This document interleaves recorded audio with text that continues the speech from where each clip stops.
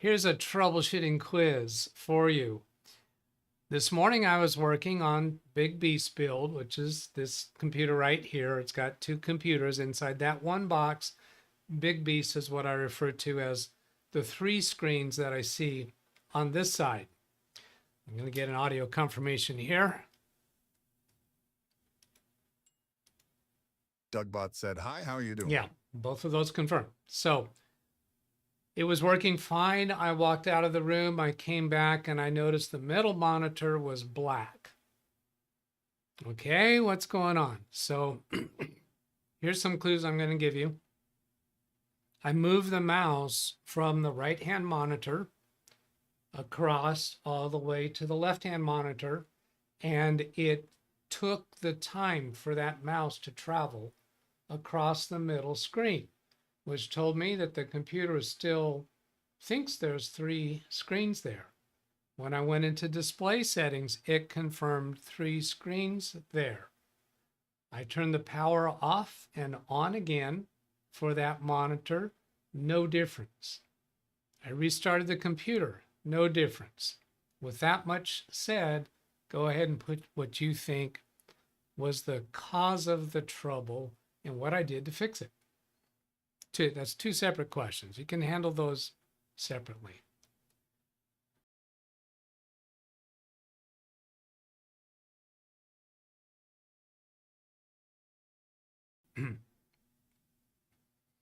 I could say I haven't been speaking enough to clear my throat out, but I have been speaking. I've already had a Zoom meeting and I've had a client support session. Let's see, Brian Lightfoot says multi-monitor problems. I know a guy in Indianapolis who's an expert on this. There you go. Looking at chat to see if there's something there more on this topic. No, there wasn't. Now, the middle monitor is the one where OBS is, and that's the one I'm usually looking at so I can pretend to be looking into the camera. Yes, John Williams, I got your email, and I got emails from several people in support of my struggles yesterday, and thank you very much. Those were very, very helpful. I'm not going to call them out individually because I don't want to give any more attention to that issue than I already have. But I very much appreciated those emails. Thank you. Now, where do I want to go next? Did I see? Oh, I did see Ken Stout. Ken Stout, there's an issue that came up on your show the other night about how to take text that shows up in a video and get it translated. Yes, we can do that. Did you already figure that out, or do you want me to demonstrate it? Go take a look at chat. Martin Hogg, welcome back to Doug's Happy Family. Yes. Marsman, hello. Great Rowan and Martin intro. That's what the trailer was. There's a link in the description of the video.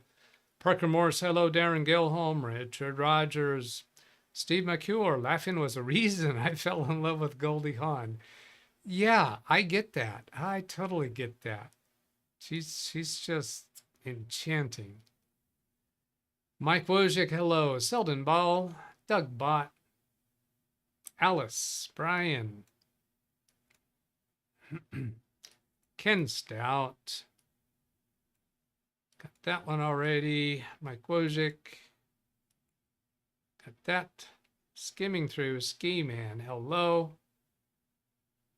I'm listening and no, did not figure that out. Okay, so if he's listening and I demonstrated visually, then he's still not going to get it, right? Lawn Dog would like you to demonstrate that process, convert a video into picture to text. But you might have a different method than I'm thinking. Okay, so here we go. I'm going to go bring up one of Ken Stout's videos because he has an intro that has some foreign text in it. Sort of an intro. It's a thing that comes up. I don't know if it comes up every time. It seems to me maybe it came up on Tuesday. So I'm going to, yeah, here we go. That foreign text there. Okay, so I'm going to make this big just to make it easier to deal with. And then Shift Windows S for screen capture, and I'm going to drag a rectangle across this. I'm not sure you're seeing me drag that rectangle and then let go of that. So to find out if you saw me dragging that rectangle, I'm going to come back here and look. Let's see. Yes, you did see me dragging that. That's a Big 10-4. Dragging the line. Why do I want to say dragging the line instead? So I have that in my clipboard history now. You don't have to be using clipboard history for this to work, but I'm going to press Windows key V just so you can see over here on the right hand side. It's the clipboard history shows that foreign text. Okay, so now go to Google Translate, translate.google.com, or you can search for it.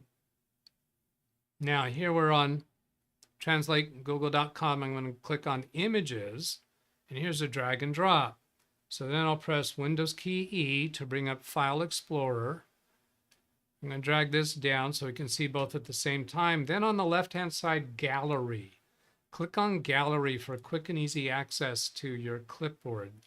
Click on Gallery, and the last thing that you clipboarded should make a liar out of me. Go ahead. See what I care. Make a liar out of me. It will just show up right there. Just right there. Doug's a liar again. I'm thinking that might have happened because of some unusual setup that I have. So I'm going to take a look this way. Yeah. So I had to go to my OneDrive, Doug Personal Pictures and Screenshots. I thought I had tested this on Big Beast. It might be that I tested it on one of my other computers. Screenshots by default is going to be in a folder called Screenshots inside your Pictures folder. But when you click on Gallery, it should show all the pictures that you have on your computer that are in folders that are configured for containing pictures. I haven't really tested that piece out in full. But anyway, here we got that screenshot. So just drag it up here onto the translate.google. There's the foreign text, but then come up over here to detect, let's see, either text or detect language. This is implying Portuguese. I don't think it is. Let's see, is it text? No, let's come back to here and then detect language. And so here it has converted it. Does this guy know what he's doing? Is what that said. Yeah, so going back and redo that. Went to images, drag the image up here. It automatically opened a tab here indicating what language it thinks that is. I'm not sure that that's right. And come over here to detect language, and over here,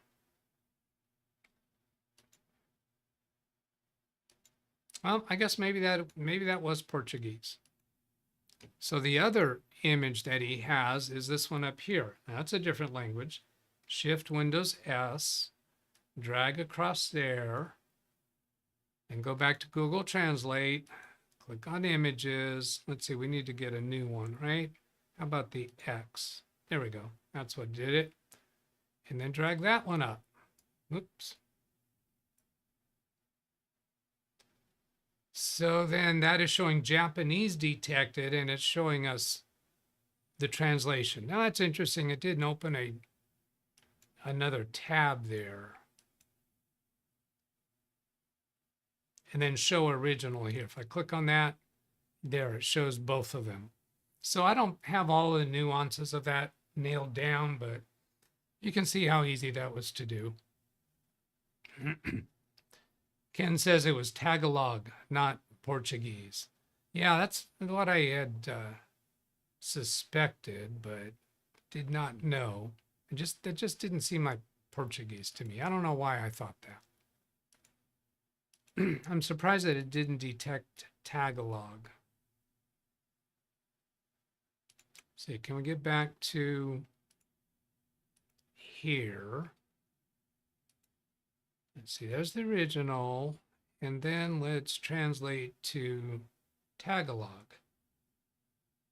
Is it in here? TAG. And I don't see it.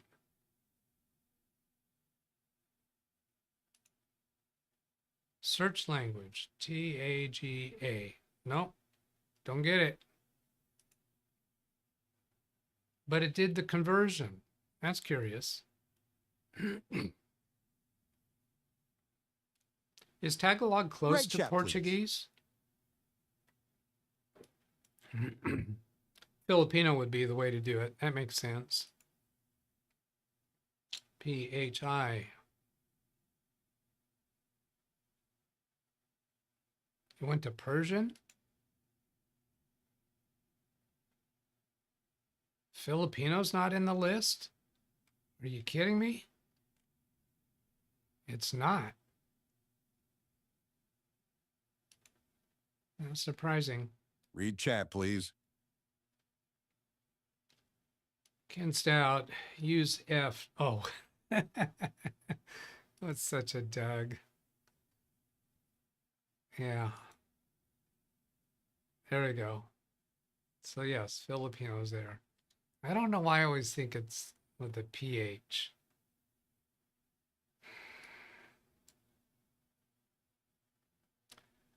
Tagalog, I think, is the the country or the peoples. Tagalog is the language. I've also heard it Tagalog, or what was the other, little different pronunciation? Tagalog, Tagalog, Tagalog, Tagalog, I think is the two ways I can think of.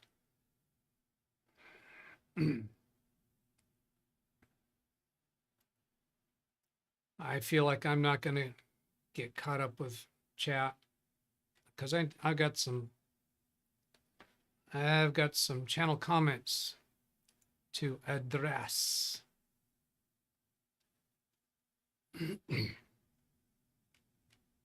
I'm holding on to this one for a little bit until I create the video that I have in mind. Greg M. from yesterday's show regarding how to adhere that little metal clip to the keyboard C panel on this Microsoft, what do they call it?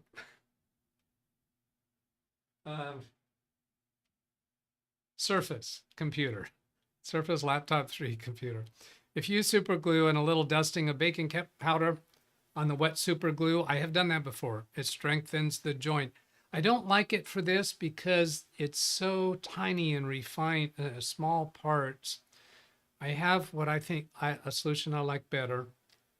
There's also DAP, rapid fuse, fast curing, all-purpose adhesive, which is a gel type of super glue. Greg addresses sin comment. I'm not going to read that out loud. If anybody wants to read his comment, you can pause the video and do Read that. chat, But please. thank you very much for your comment there. That was comforting, as were all the others. Let's go see this read chat. Oops, I should have said baking soda, not baking powder. Oh, yes, baking soda. Did you say powder?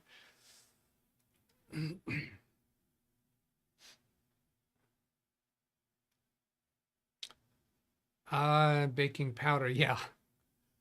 Not gunpowder, not black powder. Baking powder is better than either of those other options, but baking soda, yeah.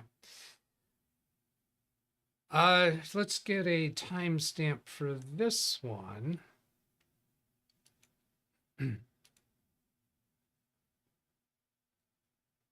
Oops, where'd my timestamp go? There it is. 883. Shal Gull says, thank you so much for the real hero. I haven't seen a comment on this video for a while. The Adobe Acrobat Reader, where he gets an error message saying the DC or the operation failed because of something or other. And I gave the solution in that video. You're very welcome. Shal Gal, we are here 6 days a week by intention. Sometimes I skip a day to respond to people's questions regarding Windows issues and software issues, operating system issues. So you can send an email to this address anytime you have a question, even if you're not a regular viewer. That's okay, quite all right. And I'll respond to your question and send you a link to the place in the video where we responded. And sometimes the chat room comes up with other responses later too, but you already have your solution for that issue. So thank you for making the comment. And next, regarding the Yahoo. Oh yes, Carol's Farah. Now that I got my original email back, I got 5,000 emails to delete. Is there a quicker way to do that than rather than clicking on each one? Yes. So let me, and I did not get a chance to explore this a little bit to refresh my mind a lot, but what I'm getting at there is there might be even a little bit easier way. So let's start with this.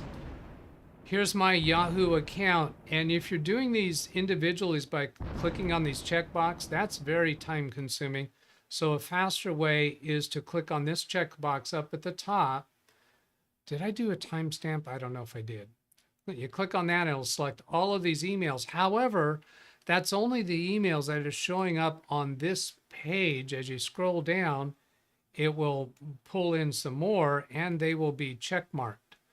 Now, if we can change the number that show up on each page worth, I haven't looked for that, but some email softwares have a way to increase the number of emails that it shows on your inbox.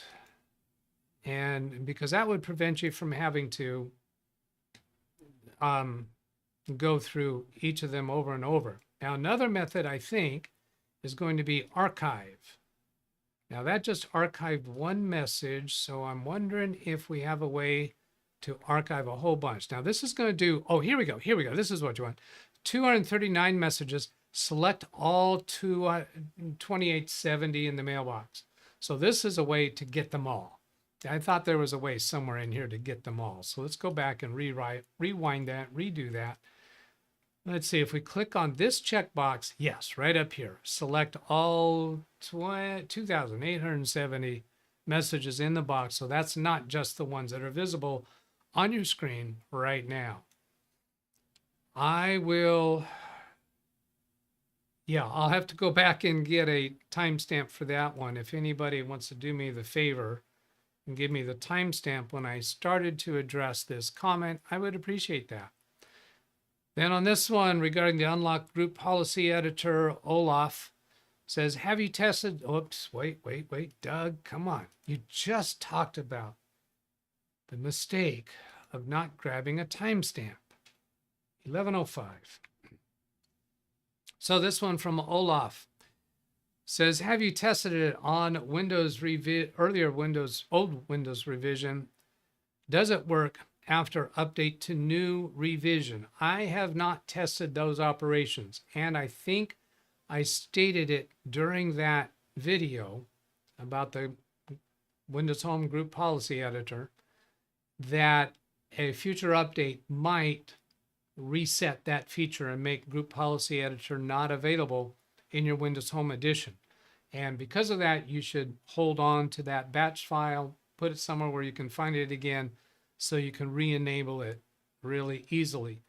Even if I were to test, if I were to grab an older version of Windows, let's say 22H2, Windows 11, and the Home Edition, and use that technique to configure for Group Policy Editor, and then update to the 24H2, even if that Group Policy Editor survives the update, that doesn't mean the next update might not wipe it out or reverse that configuration. So it's not sufficient to test through one or two updates and then say, okay, this change will stick. It might not stick in a future update. It just depends upon what that future cumulative update or version update is actually updating, what changes it's making. So, Olaf, I can finish that reply. Did anyone get me a timestamp for this one that I missed?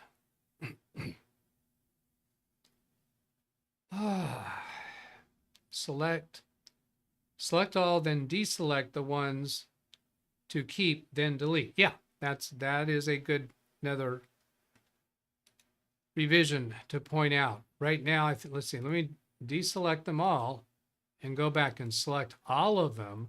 And then perhaps there's some recent emails that I don't want deleted. And then you can do click. Can we do shift click? No.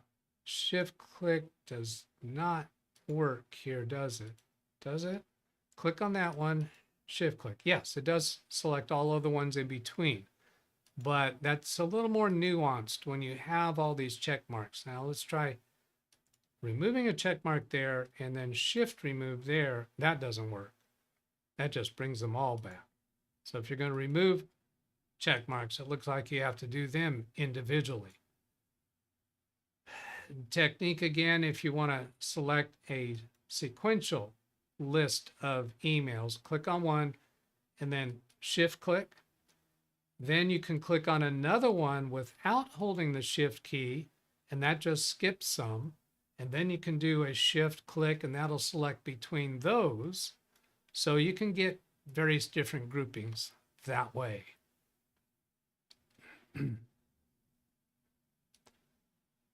Craig M says, I had fun converting that Windows 10 accounting box to a newly built Windows 11 system. It was an MBR system with 512 megabytes recovery partition. Went down many rabbit holes with that conversion. Yeah, I can imagine how you did that. That's kind of another, do I have that video on my list of videos to make? MBR conversion, video production plan. Control F, MBR. Find. Nope, I don't have that. Let's go put one in, shall we? Convert MBR to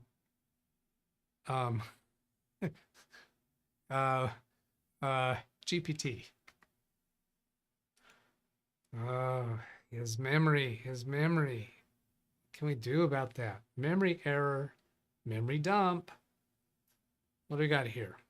Oops.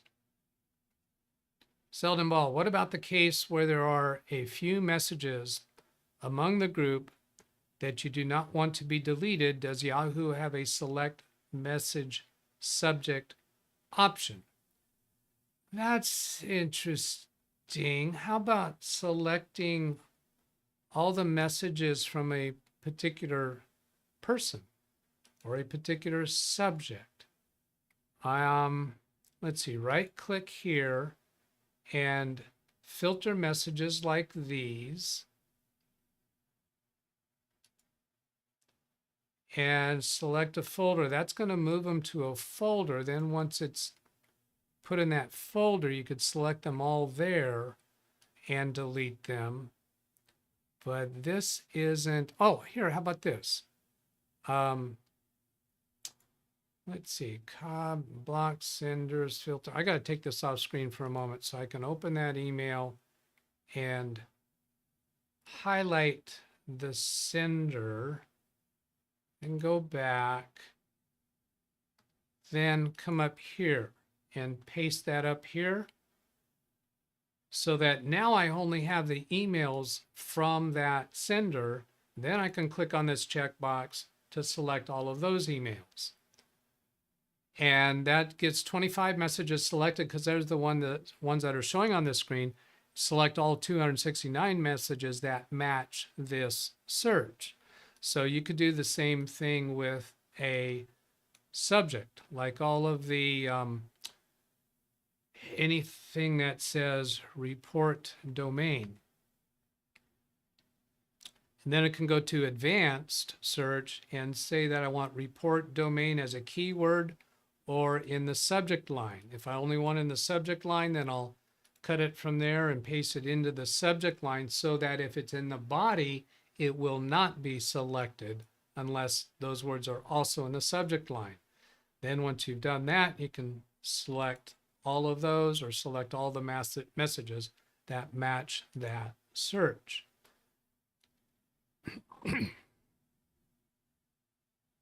Selden, does that answer your question? If not, refine your question more. Let's go to... Yes, affirmative.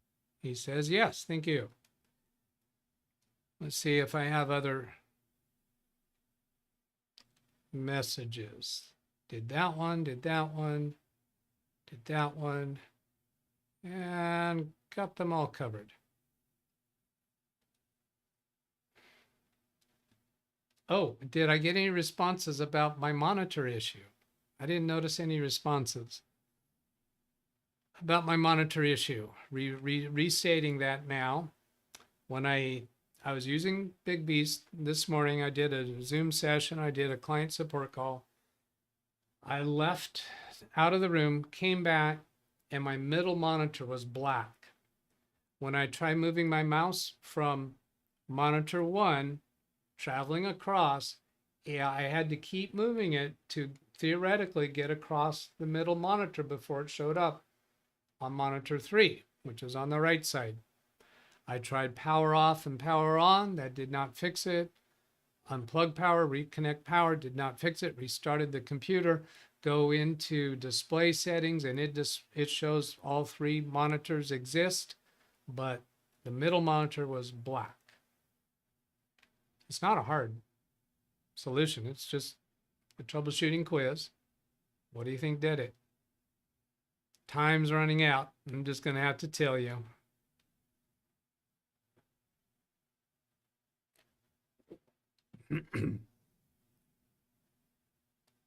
The monitor that's in front of me is a Scepter. Monitor number 1 is Scepter. Monitor number 3 is Scepter. So they're the same brand, same model. Also, my Workbench monitor for computers I work on is also a Scepter. Baby Beast is an AOC monitor. Yeah, nobody's coming up with anything. So it uses this style of power adapter.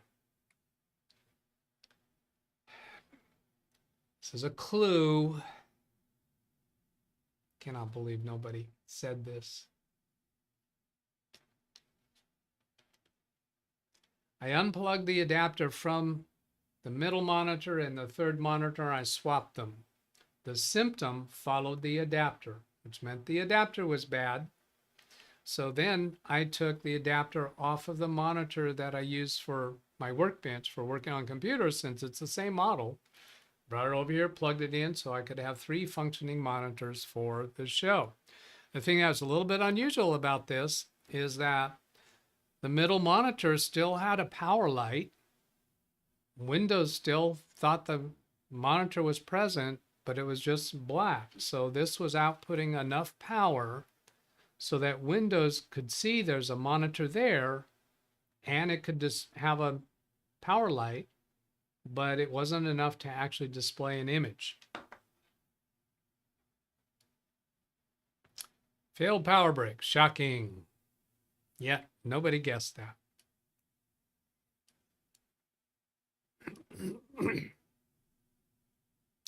Sometimes I approach the problem like this, with looking at it as a hardware problem or a software problem. I took the fact that you said the screen was black. I believe you said I interpreted it a little bit differently rather than just the monitor was not working. Okay. All right, that pretty much fills up a show, doesn't it? Oh, I didn't finish what I did with the glue for that keyboard. So here I went to Copilot, said I have a small part on a laptop computer I need to secure. It's a small piece, possibly made out of aluminum. that attaches to the bottom of the Microsoft Surface 3 C panel on the back of the C panel. This aluminum component is a hook that holds down the back of the C panel to the D panel. I didn't see that, the letter C, it should have been there. You're welcome, John. Without it, the back of the C panel won't be held down very securely. The surface that the aluminum hook needs to attach to is some kind of a plastic-like material. Apparent that the clip is probably broken off. It's apparent that the clip is probably broken off because somebody incorrectly disassembled the laptop when they previously removed the C panel. The C panel came as part of parts-only laptop computer. I ordered it as a means of repairing my customer's laptop. Some non-functional keys. The following solutions have been suggested. Dot of super glue, little drip of hot glue, JB Weld for plastic. Use water spray to activate glue on some material. So I just copied and pasted those straight from the chat room yesterday. Another one, you purchase accelerator, blue drives in 5 seconds. So I'm not going to read through all of the responses, but Copilot gave me these responses. I said, do you have other suggestions? Because these responses were only comparing the things that were suggested. Do you have other suggestions? It came up with this. Then I asked it to compare the epoxy adhesive and the JB Weld. So it specifically compared those for me. Then I asked it, is either of these better for dealing with very small parts? And they said epoxy adhesive might be better than JB Weld, and explains why it thinks that. And then I said, yes, give me recommendations for epoxy. It recommended these for the epoxy path. And I said, which of these for a small aluminum piece, about 1/2 inch by 1/8 inch, bonding to plastic material, and narrowed it down to these two. I wound up choosing the Gorilla Glare Epothy Blue. If we're going to mess it up, let's just mess it up really good, you know? So yeah, that's what I ordered. It should come in today. I might experiment with that, test doing some small applications tomorrow during the show. But that was my path for making my selection. So there you go. Here's the email address if you want to send an email. Oh, I'm sorry, there was some read chats. I glanced at them. Yeah, thanks, Doug. Chris Garrett, you should have gotten a 3D printer and made the C panel. Yeah, thanks. Thank you, Chris. Yeah, that really helped. Such a good idea. Not. I think I caught them all. Okay, yeah, there's the email address. You can send a question myself in the chat room. We live to answer your questions, give you ideas, either solutions or ideas to solutions, something like that. And anything else? I have normal, usual showtime planned for tomorrow. And, oh, the laptop, the Surface laptop, I expect to receive possession of it sometime tomorrow, and I should have it for Saturday's show. All right, have a great day. Catch you later. Goodbye.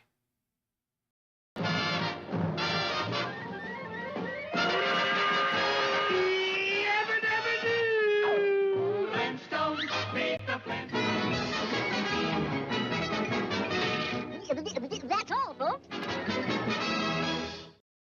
Tune in 6 days a week for Windows support, the help you seek. Send an email, leave a comment, join the chat. Our tech-savvy crew is where it's at.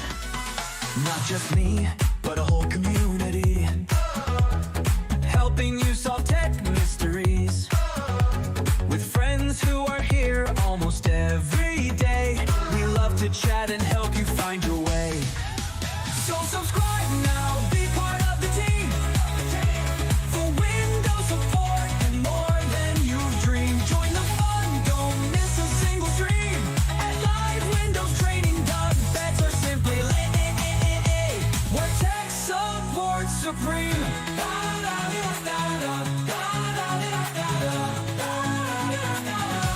Where tech support supreme.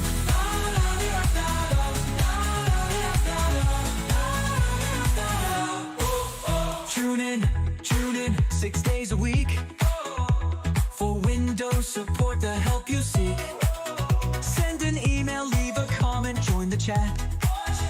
Our tech-savvy crew is where it's at. Not just me, but a whole community, helping you solve tech mysteries. With friends who are here almost every day, we love to chat and help you find your way. So subscribe now, be part of the team, for Windows support and more than you've dreamed. Join the fun, don't miss a single stream. And LiveWindowsTraining-DougBetts, or simply more deeply VB, we're tech support supreme. We're tech support supreme.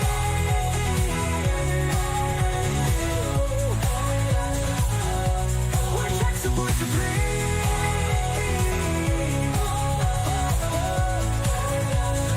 Tech support supreme.